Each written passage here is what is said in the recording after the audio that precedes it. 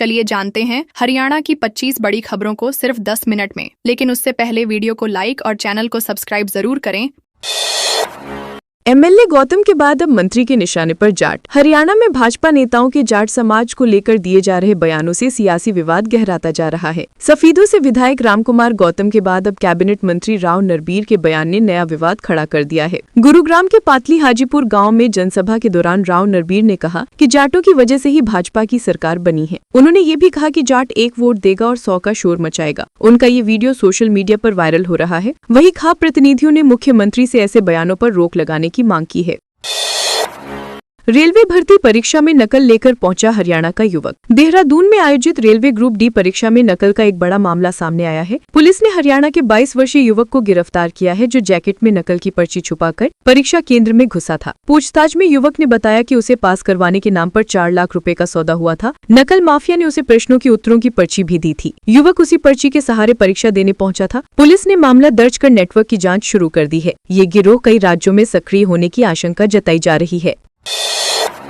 Chandigarh police के ASI ने 10 गाड़ियों को मारी टक्कर। नशे में धुत चंडीगढ़ पुलिस के एक एएसआई ने शहर में हंगामा मचा दिया। गलत साइड से 1 वे रोड पर घुसी कार ने तेज रफ्तार में करीब 10 वाहनों को टक्कर मार दी। हादसे में कई लोग घायल हो गए। अंत में कार एक स्कूल बस से टकराकर रुकी, जिसके बाद लोगों ने एएसआई को पकड़ लिया। मौके पर मौजूद लोगों ने उसकी टकराव और बदतमीजी का वीडियो बना लिया, जो सोशल मीडिया पर वायरल हो गया। बताया जा रहा है कि आरोपी एएसआई का नाम दलजीत सिंह है। फिलहाल पुलिस ने अभी तक उसके खिलाफ कोई आधिकारिक कार्रवाई नहीं की है, जिससे लोगों में नाराजगी है।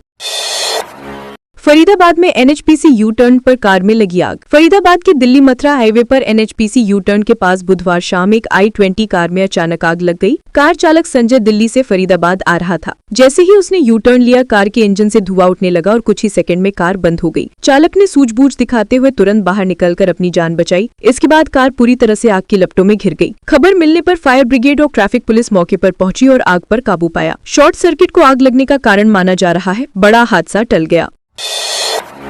रेवाड़ी में 9 बसों का 1.5 लाख का चालान। हरियाणा के रेवाड़ी जिले में आरटीए विभाग ने दिल्ली जयपुर नेशनल हाईवे 48 पर चेकिंग अभियान चलाकर 9 निजी बसों पर 1,46,000 रुपए का चालान किया है। ये बसें टूरिस्ट परमिट पर चल रही थी, लेकिन यात्रियों की सवारी बसों की तरह ढो रही थी। अधिकारियों ने बताया कि बिना वैध परमिट संचालन से सरकार को भारी राजस्व नुकसान हो रहा था। बस संचालक टैक्स चोरी कर रहे थे। ये कार्यवाही बावल क्षेत्र में की गई। आरटीए विभाग ने साफ कहा है कि आगे भी इस तरह की सख्त कार्यवाही जारी रहेगी और नियम तोड़ने वालों को बख्शा नहीं जाएगा। हिसार में लोको पायलट ने जूस पीकर खत्म की हड़ताल। हिसार सहित पूरे देश में लोको पायलटों की 48 घंटे की भूख हड़ताल गुरुवार सुबह जूस पीकर समाप्त हो गई। ये उपवास 2 दिसंबर की सुबह शुरू हुआ था, जिसमें लोको पायलट बिना भोजन किए लगातार ड्यूटी कर रहे थे। ऑल इंडिया लोको रनिंग स्टाफ एसोसिएशन के नेतृत्व में ये आंदोलन चलाया गया। लोको पायलट आशीष ने बताया कि उनकी प्रमुख मांगों में ड्यूटी समय 8 घंटे तक सीमित करना, 46 घंटे का साप्ताहिक अवकाश, केवल 2 नाइट ड्यूटी और रिक्त पदों पर जल्द भर्ती शामिल है। प्रशासन से सकारात्मक आश्वासन मिलने के बाद हड़ताल समाप्त की गई। सिरसा में क्लब चुनाव में नई सदस्यता रद्द। सिरसा शहर के बरनाला रोड स्थित सिरसा क्लब के चुनाव को लेकर चल रहा विवाद अब नया मोड़ ले चुका है। जिला रजिस्ट्रार ने चुनावी शेड्यूल को रद्द करते हुए नई सदस्यता समाप्त कर दी है। इस पर क्लब के वर्तमान पदाधिकारियों ने सहमति जता दी है। आज इस मामले में हाई कोर्ट में सुनवाई भी होगी, जिस पर सभी की निगाहें हैं। नई समय सारणी के अनुसार 10 दिसंबर को मतदान होगा। इससे पहले आज नामांकन की आखिरी तारीख रखी गई है। क्लब में सीनियर उप-प्रधान, सचिव, सह सचिव और कोषाध्यक्ष पदों के लिए चुनाव होना है। रोहतक में बॉडी बिल्डर की मां ने मांगा न्याय। रोहतक के गांव हिमायूपुर निवासी बॉडी बिल्डर रोहित धनकर की मां सरोज का दर्द छलक पड़ा। उन्होंने रोते हुए कहा कि उनका बेटा ही उनका इकलौता सहारा था और अब उन्हें न्याय चाहिए। उन्होंने आरोपियों के खिलाफ सख्त कार्रवाई की मांग की है। रोहित अपने दोस्त के साथ भिवानी में एक शादी समारोह में गया था, जहाँ युवकों से कहासुनी के बाद रास्ते में उसकी बेरहमी से पिटाई कर दी गई। घायल हालत में उसे पीजीआई ले जाया गया, जहाँ इलाज के दौरान उसकी मौत हो गई। परिजनों का आरोप है कि पुलिस की कार्रवाई धीमी है, जिससे उन्हें निराशा है। शिकायतों के बाद भी नहीं बदली हेड कांस्टेबल की ड्यूटी। यमुनानगर की आईटीआई में बने ईवीएम स्ट्रांग रूम की सुरक्षा में लगे हेड कांस्टेबल कमल नैन को लेकर गंभीर शिकायतें सामने आई हैं। आईटीआई प्रिंसिपल और स्टाफ का आरोप है कि कमल नैन शराब के नशे में अक्सर विवाद करता है, जिससे सुरक्षा व्यवस्था पर सवाल खड़े हो रहे हैं। इसके बावजूद पुलिस प्रशासन ने उसकी ड्यूटी अब तक नहीं बदली है। प्रिंसिपल ने बताया कि कमल नैन की तैनाती जनवरी से है, जबकि ईवीएम पहले ही पहुंच चुकी थी। कई बार शिकायत देने के बावजूद कोई ठोस कार्रवाई न होने से स्टाफ और छात्रों में डर का माहौल है।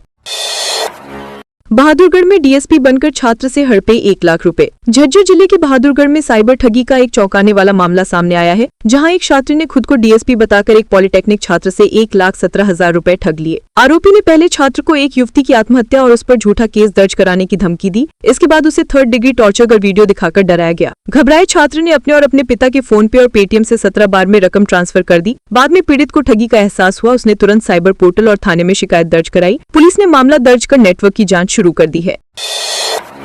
कैथल में नई अप्रूव्ड कॉलोनियों में नहीं होगा जल संकट। कैथल शहर की नई अप्रूव्ड कॉलोनियों के लोगों को अब पेयजल संकट से बड़ी राहत मिलने जा रही है। जन स्वास्थ्य विभाग ने इन कॉलोनियों में नई पेयजल पाइपलाइन बिछाने की योजना बनाई है, जिस पर करीब 22 करोड़ रुपए खर्च किए जाएंगे। इस योजना के तहत जहां नई पाइपलाइन डाली जाएगी, वहीं पुरानी और जर्जर लाइनों की भी मरम्मत की जाएगी। इसके बाद नहरी और ट्यूबवेल का शुद्ध पेयजल सीधे सप्लाई किया जाएगा। फिलहाल इन कॉलोनियों के लोग निजी ट्यूबवेल पर निर्भर है। पाइपलाइन बिछने से लोगों को पानी के लिए भटकना नहीं पड़ेगा और जल गुणवत्ता भी सुधरेगी।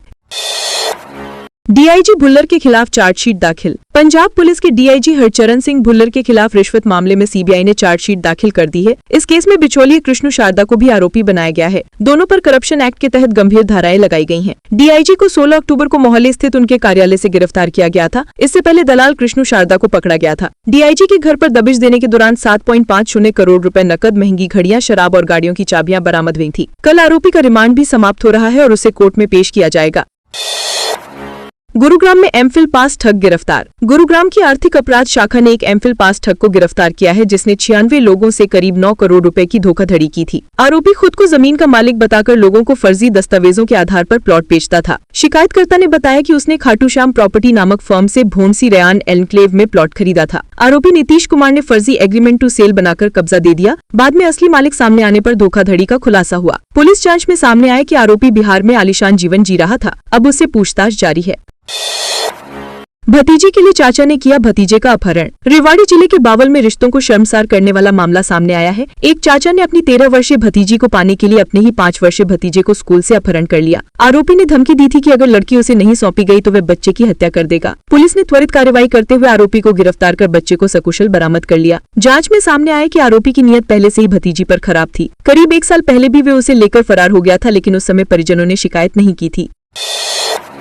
पुलिस अब मामले की गहन जांच कर रही है। डबवाली में 2 मेडिकल स्टोर संचालक अरेस्ट। सिरसा की सीआईए टीम ने मंडी डबवाली से 2 नशा तस्करों को 19,500 नशीली गोलियों और एक कार सहित गिरफ्तार किया है। आरोपियों की पहचान विकास उर्फ विक्की और अमनदीप उर्फ गुरप्रीत सिंह से हुई है। सीआईए प्रभारी राजपाल ने बताया कि टीम ऑपरेशन हॉटस्पॉट डोमिनेशन के तहत गश्त कर रही थी। तभी सूचना मिली थी कि दोनों नशा तस्कर नशीली गोलियों की सप्लाई करने आ रहे हैं। नाकाबंदी कर उनकी स्विफ्ट कार रोकी गई। तलाशी में कार के कार्टून से हजारों नशीली गोलियां बरामद हुई। मौके पर ड्रग इंस्पेक्टर को बुलाकर कानूनी कार्रवाई की गई। दोनों आरोपियों से पूछताछ जारी है।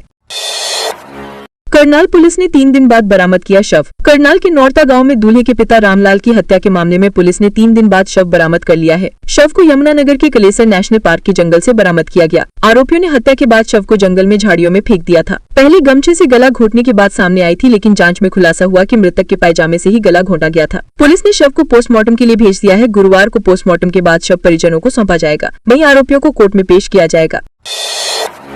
वीआईपी नंबर की 1 करोड़ की नीलामी रद्द। हरियाणा में वीआईपी नंबर HR 88B 8888 की 1.17 करोड़ रुपए की नीलामी अब रद्द कर दी गई है। बोली लगाने वाले व्यक्ति ने तय समय में राशि जमा नहीं कराई, जिसके बाद परिवहन मंत्री अनिल विज ने सख्त रुख अपनाया है। उन्होंने उसके आय और संपत्ति की जांच के आदेश दिए हैं। उन्होंने कहा कि बोली लगाना कोई मजाक नहीं, बल्कि बड़ी जिम्मेदारी होती है। सिक्योरिटी डिपॉजिट जमा न करना गंभीर मामला है। मंत्री ने ये भी बताया कि आयकर विभाग को इस बारे में पत्र लिखा जाएगा। अब ये वीआईपी नंबर दोबारा नाम किया जाएगा।